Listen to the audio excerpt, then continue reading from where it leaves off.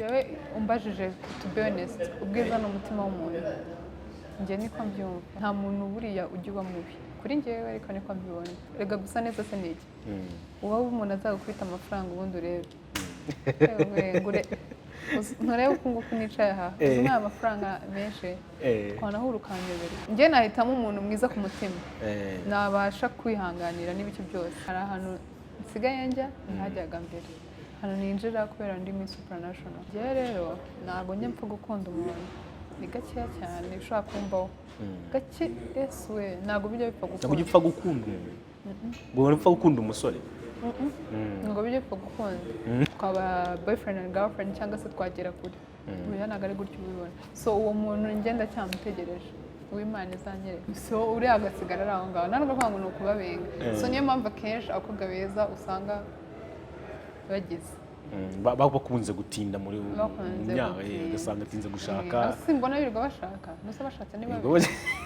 ya ngenzi guhinga by the way I do agriculture ku bantu batabizi sure yankora agriculture so nahinga ariko mu izina rya Yesu ntabwo bizigera biba ariko abapfuye byarangiye wenda bakagenda batejejwe neza bazashya koko kuko bavuga ko abazashya ari bo benshi Imana sizatureka dushye Imana twanga kuri icyo ese abantu bapfa bajya he bafite ibintu byinshi nibaza ariko uzi ko n'umubyeyi munani yatagutwika ntabwo yagutwika wowe watwika umwana wawe ishwi nubwo yakwibaka bigisambo nagiye mugoragoza ariko sinamutwika hagati wemera dushaka kutazashya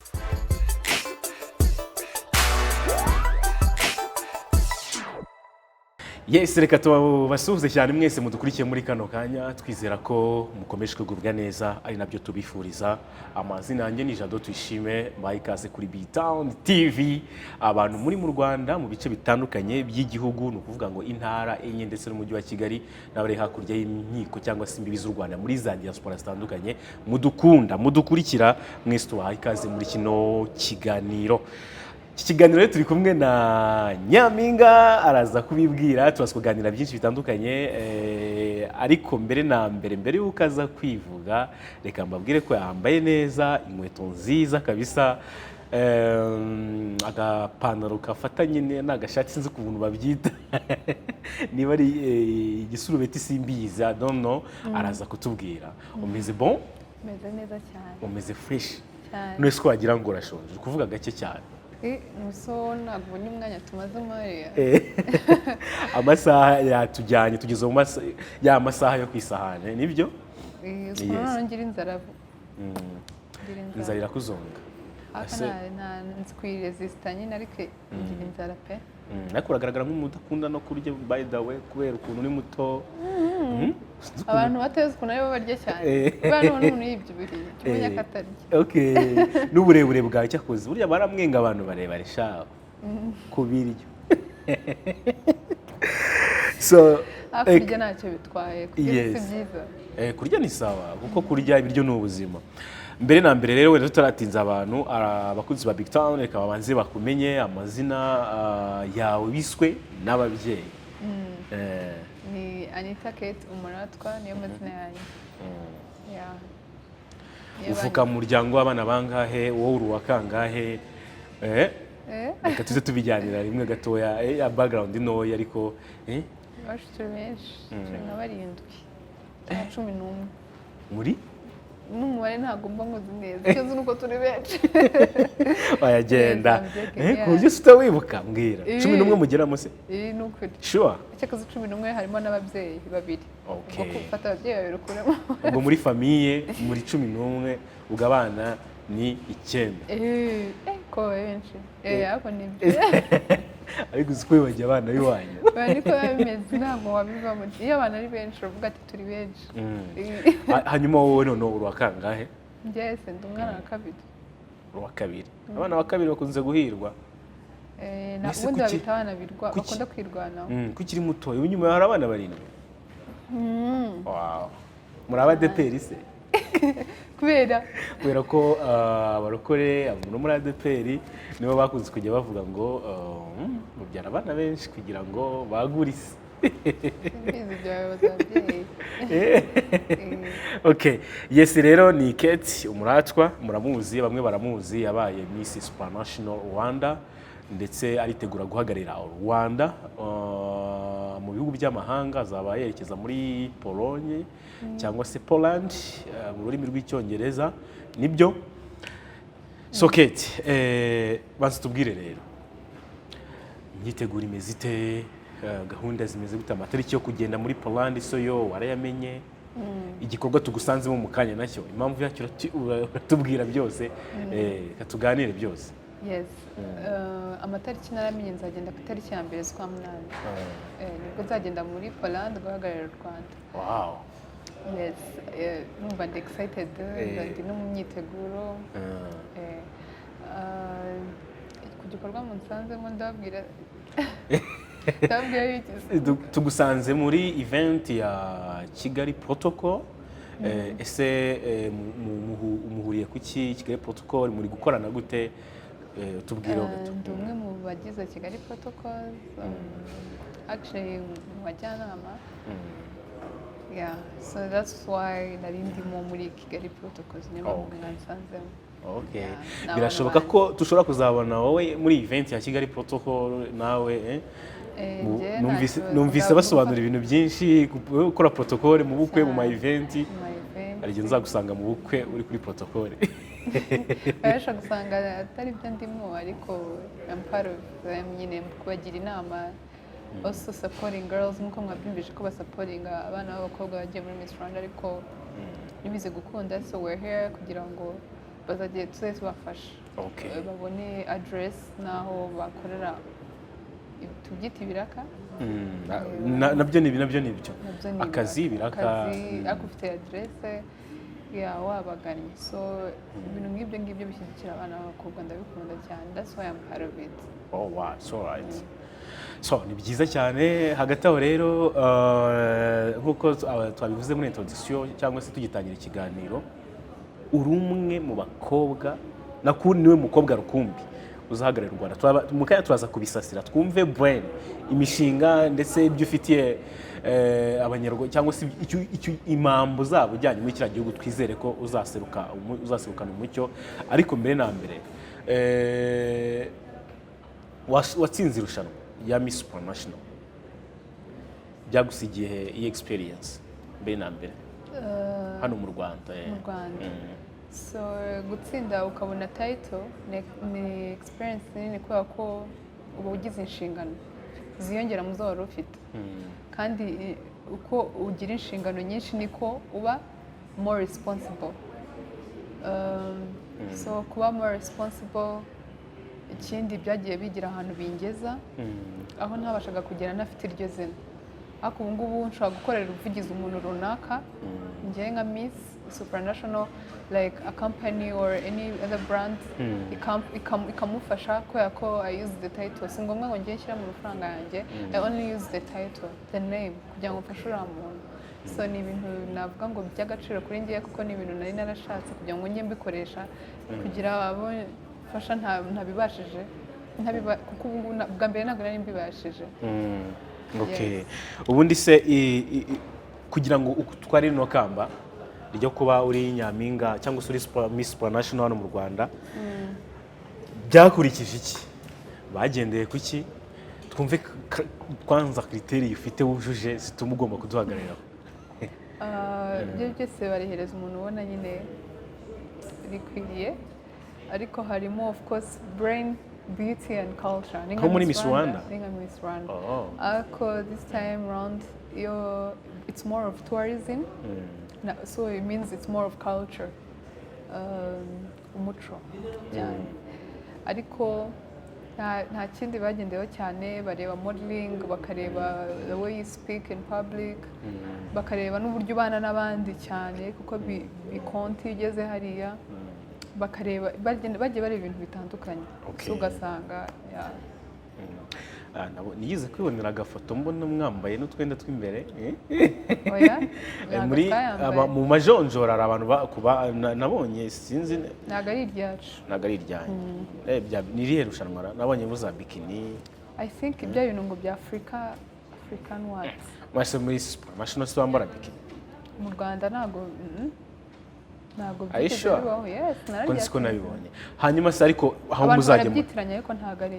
okay, aho muzajya noneho muri Pologne ho ariko ho bababwije kuba mwambaye bikini cyangwa se imyenda y'imbere uri ready? Nje nta kibazo kuba itambangamiye nze kuko ari nge wihitiramo nzambara bikini itambangamiye kandi ntekereza ko kwambara bikini nubwo hari aho abantu bakibikritikaho abantu bandi baba open minded byatangiye gushira kuko umwenda wo kwambara bikini ugiye kwerekana umwenda wo ku mazi cyo nuko wakwambara bikini ukajya nk'ahandi hantu handi ariko wambaye ugiye ku mazi numva nta kibazo bitwaye kandi ikindi na icyiza kibirimo nuko nzambara bikini nihitiyemo so itabangamiye values zanjye nk'umunyarwanda kandi ari style ari bikini urabizi ziba zitandukanye ari izo bigize hari irushanwa rigize gutegurwa bikini za made in Rwanda sinzi ukuntu abantu wenda barabizi bamwe ari ukuntu bakoze bikini za made bakabona ntago nyine ari bikini ikintu kinini ubwo rero utekereza iki kubanze kwambara bikini none mu marushanwa yabanje cyane ko hari bagenzi bawe bakubanjirije muri kira gihugu? Yes, bagenzi banjye bambanjiriza ariko numva nta muntu wigeze wanga kuyambara ahubwo bambaye zitandukanye nk'uko ndi kubivuga. Hari uyambara kumva kugira ngo bimugendere neza arashyira akantu cyarambara ikintu kirekire cyangwa se arambara ya made in Rwanda imeze ukuntu bitandukanye.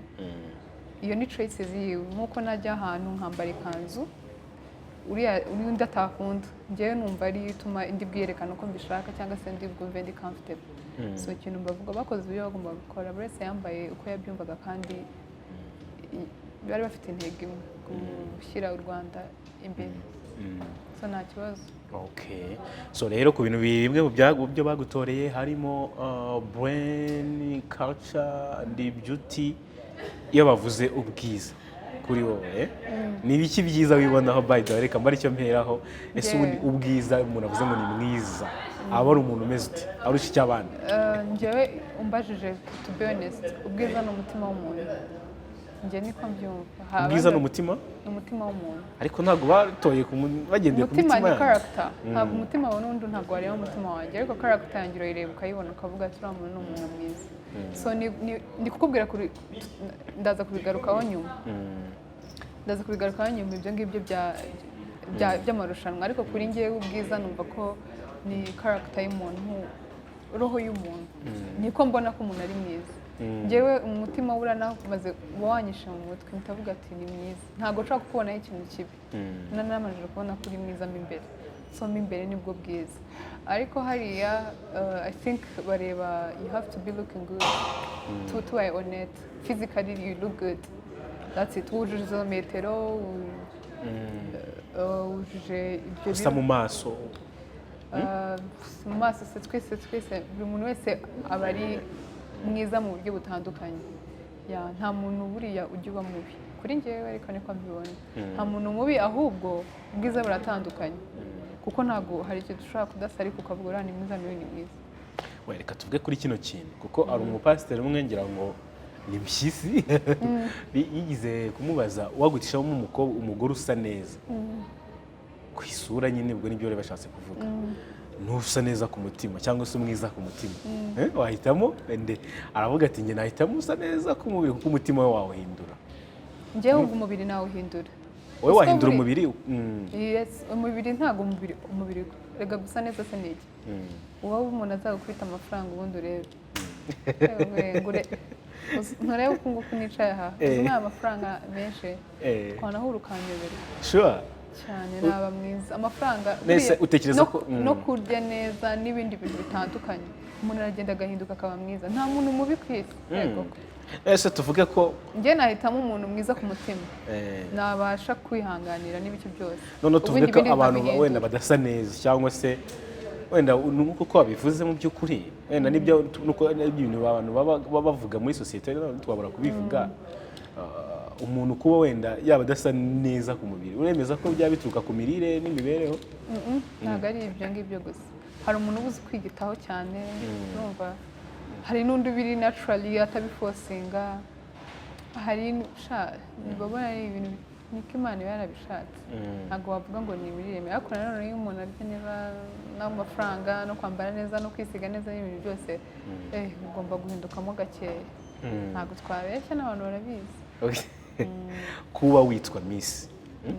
ni irihe shema byaguhaye cyangwa se ni iyihe migisha bimaze kuzanira ni izihe nyungu umaze kubigiriramo kuva cyagiye wa munsi wa mbere ukubita ya sheke nkuko nari nabikubwiye hari ahantu nsigaye njya ntihajyaga mbere hano ninjira kubera ndi Miss Supranational so opportunities zanjye zigenda ziyongera ngenda niyubaka umunsi ku wundi umunsi buriya nagaruka ari umunsi ni ikintu kinini kuri ngiye kuko haberamo ibintu byinshi mu munsi wanjye ngenda mbona connection ikindi nkuko nari nabikubwiye njyewe nkunda ibintu byo kuvugira abantu nko kubafasha so kugeza aho nahereye kugeza n'iyi saha byariyongereye kubera ko bwa mbere byarangoraga ko ubushobozi ataba ari bwinshi ariko ubu ngubu ntabwo ari ngombwa ko nkenera ubushobozi bwanjye ku giti cyanjye ahubwo I use my title so byaramfashije gufasha abo bantu batandukanye kubera ndi Miss Supranational numva ni iby'agaciro kandi noneho hari na hopes noneho ko things will be much more better nkuko mubyumva zajya guhagararira u Rwanda ni ikintu kitabonwa n'abantu bose kandi ni ishema kuri njye ndetse n'igihugu byose kandi nzagenda mbonamo izindi opportunities nzahura n'abantu bafite imico itandukanye babyumva ibintu byo bitandukanye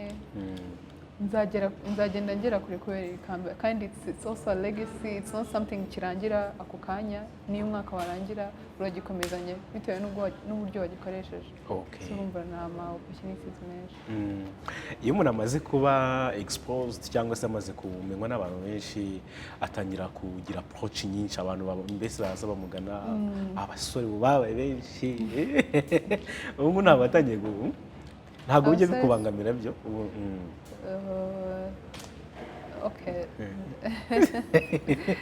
Okay, I think simbizi impamvu wa mugani bikunda kubaho abantu barakunda kwa approaching kandi buri wese akumva yuko ugomba kumuha attention ntago yibuka ko hari abandi buri muntu wese aba yumva ari we afite agaciro cyane kwasenze uburyo ndi buvugane nibyo nyine wese ntago aba yibuka yuko atari wowe wenyine ntago aba yibuka ko ntabwo ari ngombwa abasore ni kuvuga abantu muri rusange bakwa approaching ntago aba yibuka ko you also have kugenda kwiyubaka ufite izindi nshingano ikindi atari wowe wenyine mu buzima bwawe aba yumva priority wamugira ari we priority kandi ntabwo byo bipfa gukunda ari naho usanga abantu bavuga abakobwa ngo barahinduka kubera ko ntabwo wakusaturamo ibice bingahe ngo you can't be perfect hano so kanaka yarahindutse amaze kugira ikamba nta kitaba turagerageza ariko ntabwo biba byoroshye cyane baba bagomba kumenya yuko gusa yes bibaho ntabwo ngiye bimbangamira ndabikunda kubera ko niyo ntabasha kubasubiza cyangwa kubitaho bose ariko bitahitumiye kuko abenshi ngiye abanyabaproaching bambwira I'm proud of you uzagera kure babambwira ibintu byiza we're very happy for you abo twiganye kera abo twahuye wunzi wambonye gutyo so bose nta n'umwe ufite negative mind ahubwo abanyaproaching bambwira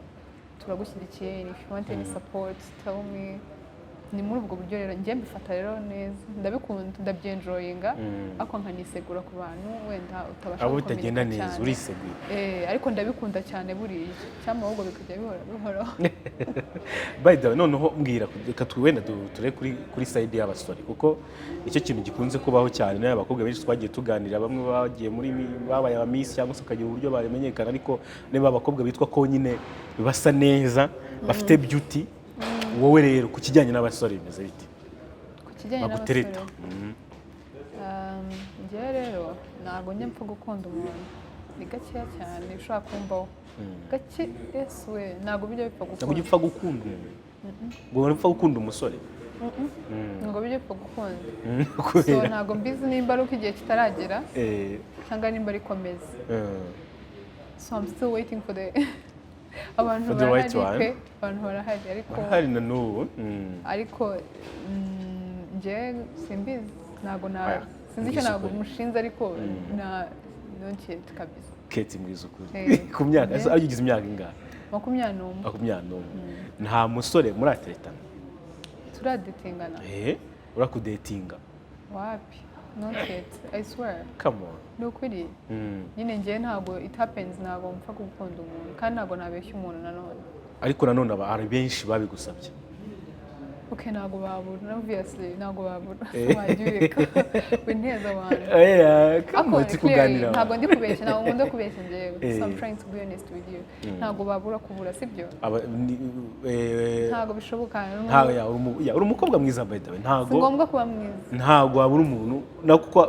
uko waba usa kose ahubwo bibaho ko abantu barenda bakwaproachinga utabakunda okay ntabwo ari kutuvuga ngo utabakunda utaba accepting wowe ntabwo ari kubibona you see it in a different way apana muri ubwo buryo bwo kuvuga ngo twaba boyfriend and girlfriend cyangwa se twagera kure uyu ntabwo ari gutyo ubibona so uwo muntu ngenda cyamutegereje uw'Imana izanyereka ngenda cyamutegereje ushobora gusanga ari muwonzi ariko ntabwo mbizi neza ko ari mbese kuba rejectinga bizagenda gute ntabwo mba rejectinga mu buryo ntabwo ngiye nkunda kubabeshya nose wabeshya umuntu ikintu bivuze simuciye mu ijambo bivuze ko abaza nyine abaza ntabwo babujije kriteriya zo ukeneye ntabwo turahuza wenda dushobora kuzahuza some other time ariko ntabwo ushaka gusanga ari nanjye utari ready and I feel like I'm not ready I have school to do I have inshingano nyinshi nta nubwo njya nkunda kubibonera time pe n'umuntu nze arabizi ntabwo njye mba ndi mu bintu ubwo byo kwiyubaka ibyo bintu ntabwo ndabitekereza ntabwo ndagira izo feelings I don't know bibayeho ntabwo wabyemera nangora bibayeho ngiye naza ntabwo namwanga of course ntabwo namwanga kuko niyo nzira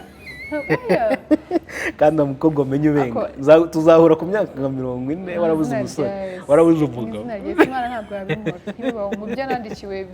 bibi bigomba ko mbaho icyo ntabwo kirimo njyewe nzubaka neza amen unayamatsiko rero unayamatsiko yo gukita nibaza uwo musore ubundi yaba ameze ate yaba afite izihe karagiteri ngo wakwemera ku acceptinga mu buzima bwawe cyane ko rwose azaza ari igitangaza cyangwa se ari imboneka rimwe abenshi baraje bona nibihura so yaba ameze ate rero akora hard working azi gukora cyane umuntu ufite vision ntabwo ari ngombwa ngo baba bafite akazi ushobora kuba atanagafite kubona afite vision kuko I also have vision ibyanga nanjye I will back him up no problem yes hard working yes intelligent sorry intelligent umuntu w'abahanga mwana bazi ubwenge ngerageza kugenekereza mu kinyarwanda ariko ngo n'abakobwa benshi bakunda abahungu bazi ubwenge by the way sinzi impamvu it's ni byiza ibyo ni bibi ibyago nyine wabona byari ibyago ntabwo wamwanga ari Imana yakugeneye ariko ugize Imana yaba azi ubwenge also good looking nta kibazo good looking ariko njye ntabwo nkunda kwita kuri looks ntabwo nkunda kuzitaho I don't care character agomba kuba nyine uri se kuki turi kubigura ko nshakira umugabo se bimenye rega ba BigTown nazi menshi nakugiriye impuhwe reba imyaka ya 21 n'ukuri ukwiye kujya mu rukundo kabisa kuko you deserve love yego ko love icyo kuzi ndafica nareba ndafica nta kibazo ubu ngubu ushaka mubwira ushaka umugora uracyahuze uracyafite ibyo bigiye so even good looking ntabwo nkunda kwita kuri looks cyane njyewe so he's very lucky ashobora kuba atari kumva atameze neza kuri look ariko you should feel comfortable umuntu wese character yawe matters to me umuntu ukunda abantu ukunda n'Imana yawe ugira ingeso nziza full stop rwose aho ngaho we move azaba gutsindiye umva tugende mu akimu cameraman urumva ko ibyo byose ubyujuje ubwo rero niba wumva ubyujuje akimu aragutsindiye kabisa kuko akimu urabona ni umusore usa neza ikindi ibyo byose uvuze ni umunyabwenge akunda gukora rero ukuntu yari yapfukamye mu kanya ariko cyakoze ariko byose abantu benshi baba bari hard working baba bari determined bari determined nkunda abantu bari determined mu mirimo yabo yes nganguko rero uwo musore nizere ko azi kwandika comments nanyaka nimero nzazimuha reka twikomereza ikiganiro ari wenda twagiye tubihuza n'ubuzima busanzwe uko nabyo biba bikenewe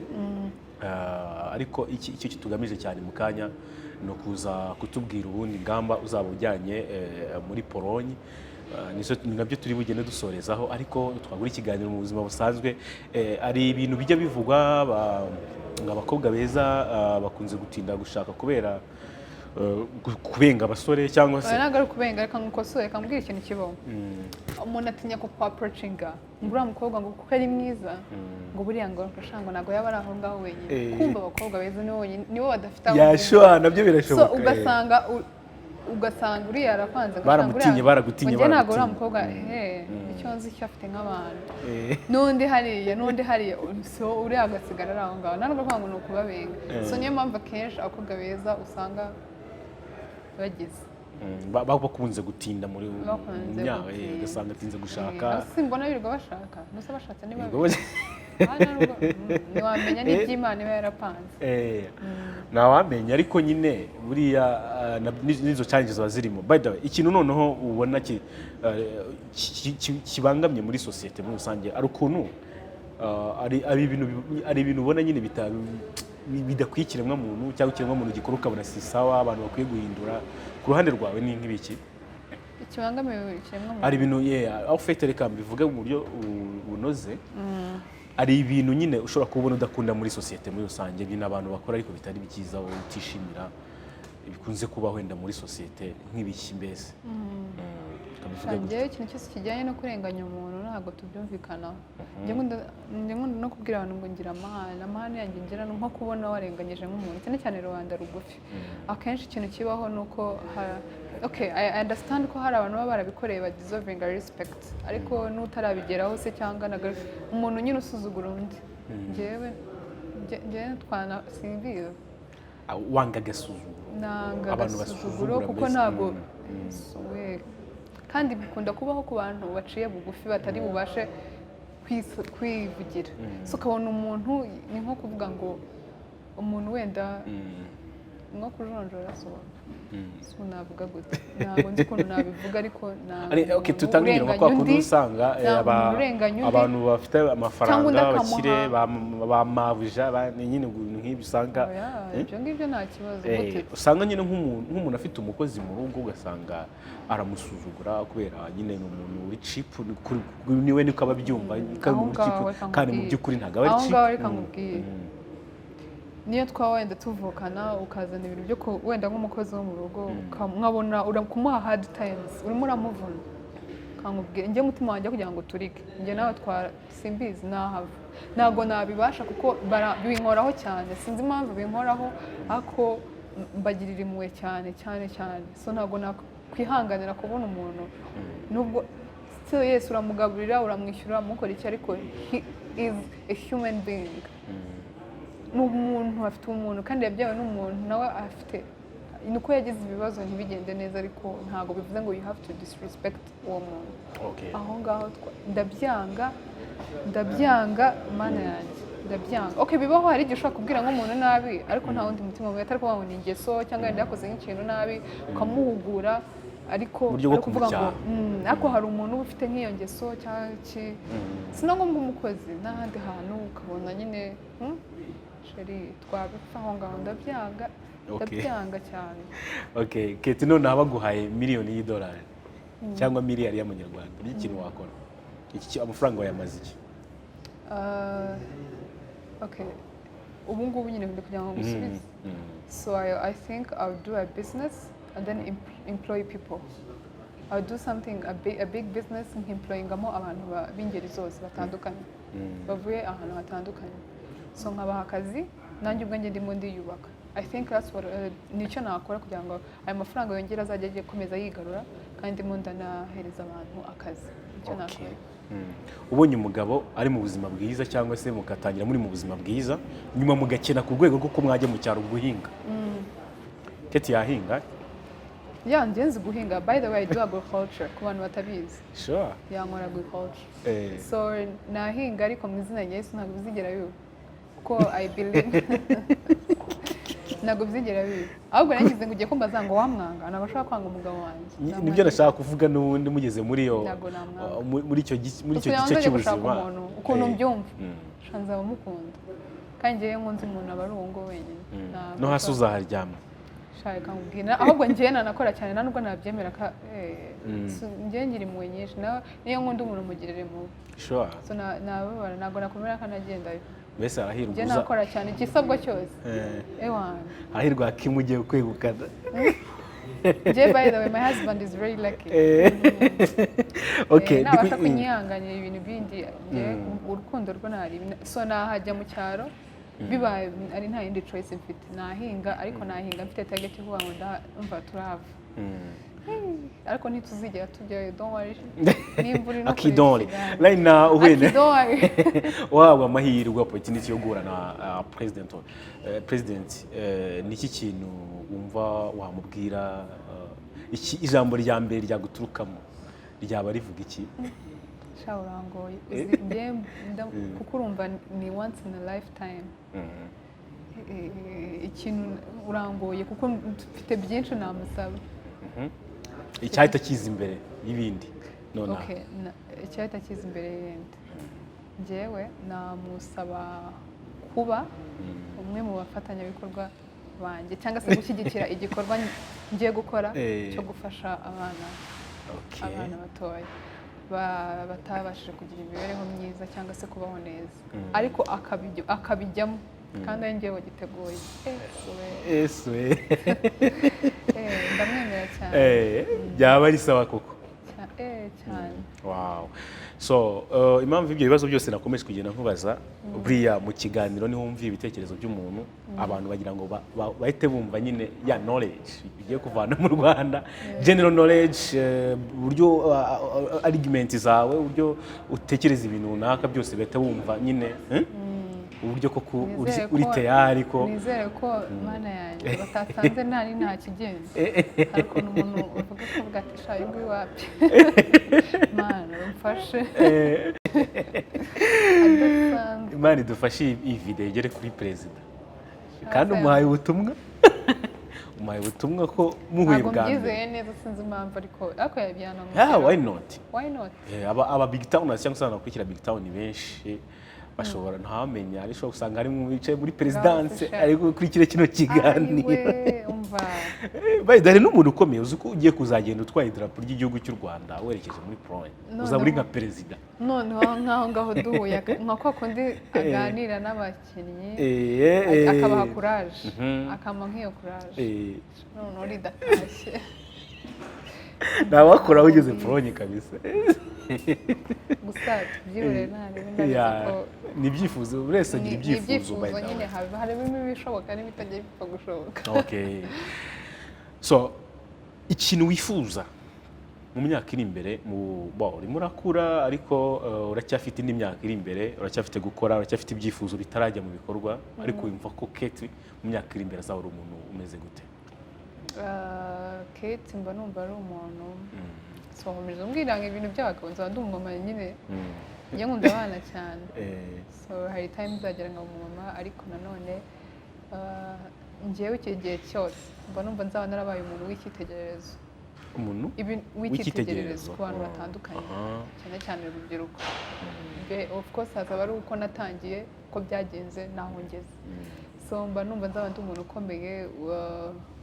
ufite ibintu bitandukanye ibikorwa byinshi bigenda bifasha abantu bimyitirirwa byinshi cyane mfite business yanjye or I can even join politics sometimes ndabitekereza kujoininga politics so nzaba ndi umuntu ukomeye uko byagenda kose so turi kugenda twerekeza ku musozo niyo mpamvu ngiye kukubaza ngo zimwe mu ngamba nkuko nabwiye abantu nicyo turi busorezeho zimwe mu ngamba ufite ugiye kujyana muri Pologne mu mezi ari imbere nizihe urimo urazitegura gute kugira ngo zizabe zinoze koko zinogeye igihugu nk'u Rwanda urumva ugomba gupresenta igihugu cyiza kandi kimwe abantu bafite knowledge cyangwa bafite ubwenge kimwe abantu bagiye bapresenta igihugu wenda badukuriye bikagenda neza nawe rero urumva ko you have to do that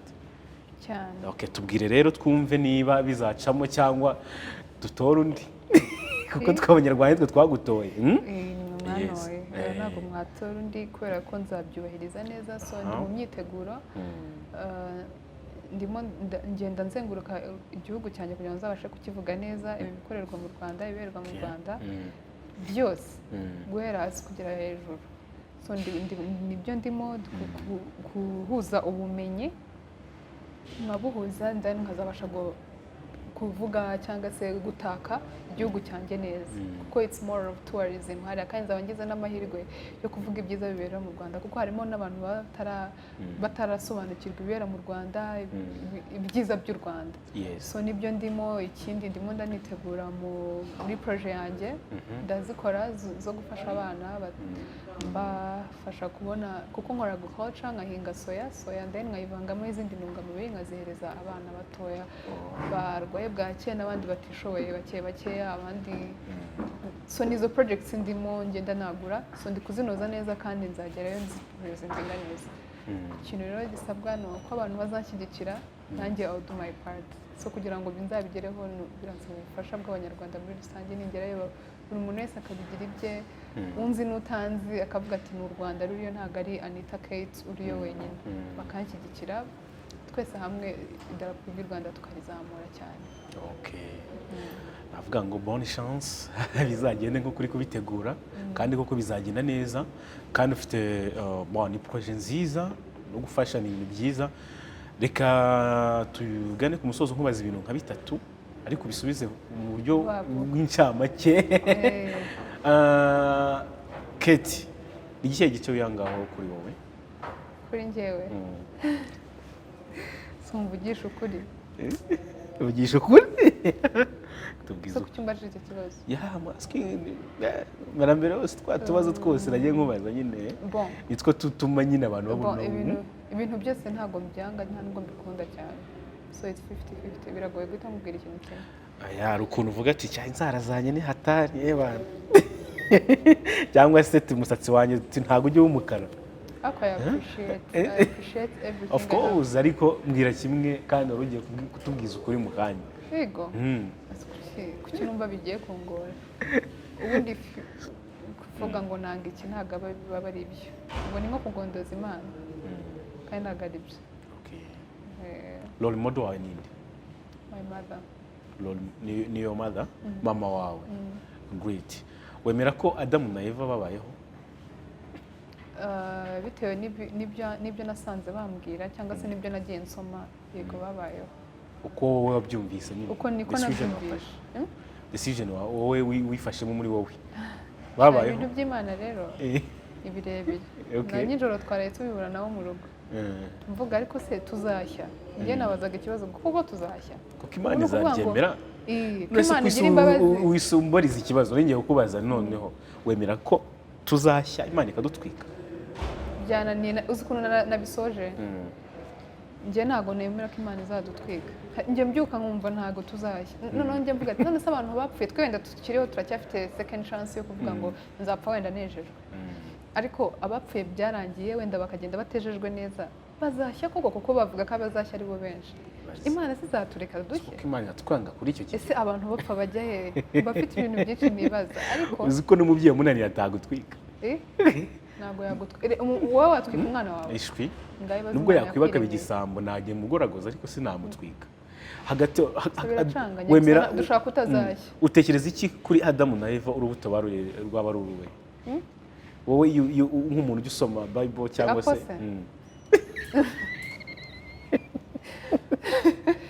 rero wimbaza ibintu simbizi ni kapombe ushobora kuba ari agapombe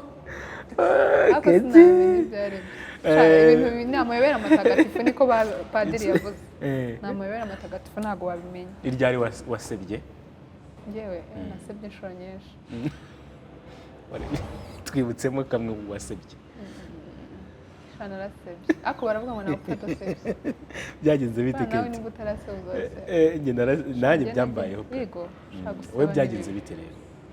hari uguseba byoroheje ariko hari n'igihe nigeze guseba twekera ku ishuri twakoraga modeling urumva ndi ku modelinga nambaye agakanzu kane nagakunze ariko kari kugaragara kagaragaraga iki nyine nkabone ikariso yanjye yose yaragaragaye kari kagufashe cyane kari gataratse kananyambitse ahubwo kari imbere kagaragara sasa uko meze kose uko nteye kose mbese ni nkabona nambaye ubusa rero nambaye agasituru kandi ntabwo nari nabibonye so ngenda noneho badushyiragaho amatara nk'uko ino kamera iri kunshyiraho itara muntu wanjye nahise ntekereza bwari ubwa mbere tugeze yari mu kigo barimo barakira abana ba senior 4 ndavuga se abantu baraza kugira ngo nabikoze mbishaka bora niko bari bumfata koko narababaye kuko buri wese baravuga abana bashyashya baje abana bashyashya ntabwo njye babyiyambitse ni story ndende ntabwo nayivamo ariko ntabwo twe twabibonye mva muri vestiaire kandi abana bashyashya bavuga ngo twese tugomba kugira ikintu duperforming ngira na performance catwalk so nda walking modeling mana yanjye ikigo cyose za bu numva umwana mushyashya batazi bose baraye bamenye iryo joro shana nawe barabaheneye koko narasebye nanze no kujya muri refe nangaga kujya muri refe icyumwe cyose abantu bakambwira bati nabirenze bazajya babimbonaho buri wese azi uko nteye uko nzi kankomye karagukomye kabisa narasebye njyewe ntabwo ari aho honyine ngenda nseba kenshi hari igihe usembuka bipowa ubu narakuze narakoze guseba shana n'ibintu hari igihe useba no dushuje abantu bose basibye uretse twandikire comments akantu yasebeyeho kamwe rwose mutwamusebeje cyane by the way reka ngushimire Ketty nagushimiye cyane ufite ibitekerezo byiza uvuze guseba hari utwo nanze kuvuga ko twata tunsebye noneho umva naba nisebeje warasebye kuko bihagije shamana icyama bikaba byararangiye kuko ariko umutima wawe ariko iyo bivuze nabiganiriye n'abantu bene reka tuvuye no kubyo byo kuri kamera burya ajya nkunda kubwira abantu iyo uvuze ibintu nyine cyane cyane birimo ukuri urabohoka uraruhuka kabone ubwo abandi bashobora kuhita bifata neza cyangwa se bagafata ukundi ariko urabohoka utaha tuzakora ikiganiro kiganjemo utwo tuntu twose ntacyo ariko icyiza bita bisibanganiye basanze atari komeza iyo basabye alright reka rero tubashimire cyane mwese mwadukurikiye muri kano kanya dushimire Ketty waduha umwanya tukaganira utuntu twinshi dutandukanye dusa nk'abamwe examine ariko twari tugamije kugira ngo twumve ibitekerezo byo ku ngingo runaka z'ubuzima busanzwe muri rusange hanyuma turabasaba support kugushyigikira kubwa wacu rwose asaseruke neza serukana umucyo bansanga ku mbuga nkoranyambaga zanjye bakajya banangira inama kuri Instagram nitwa umuratwanita bagushyigikire bagufollowinga kugira ngo ntihazajya unagira icyo utegura runaka ujye ukibatangariza nk'uko bimeze niba utatunya twicare tuganire mbere y'uko uflying cyane ubwa mbere uzaba ugiye mu ndege Neza banareko natabaye turabashimiye cyane mukore subscribe muri benshi kugira ngo twumve tubane mu biganiro bitandukanye turabakunda kabisa yari Jado twishime mu kuyobora ikiganiro Akim yadufashije kuri kamera Ketty yatuganirije byose byari fresh nawe mwagikurikiye Imana ikomeze ibarinde bye